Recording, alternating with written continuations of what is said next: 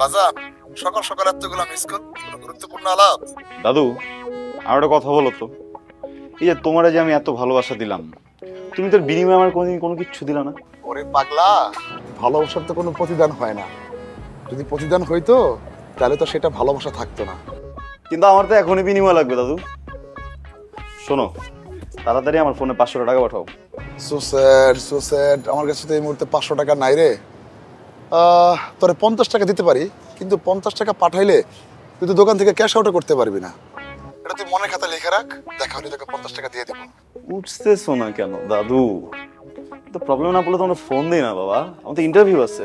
তুই বড়লোক বাবার একটা একমাত্র ছেলে, তোর বাবার একটা 5 তলা বিল্ডিং আছে, আর তুই নাকি 500 টাকার জন্য ইন্টারভিউতে যেতে পারতেছিস না।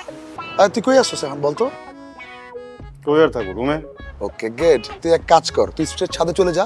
ছাদে গিয়ে টুক করে একটা লাফ দিবি। তুই লাফ দিলে আমরা থানায় গিয়ে অপঘাত মৃত্যুর একটা ডায়েরি করতে পারবো।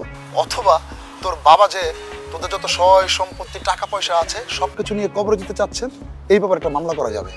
আচ্ছা, এগুলা বাদ দে, তোর ইন্টারভিউ দেওয়া লাগবে না। তুই আগে ছাদে যা, ছাদে গিয়ে লাফ দে। আর আমার একটা ফোন আসছে, পরে আলাপ করতেছি, রাখ। দাদু, শোনো।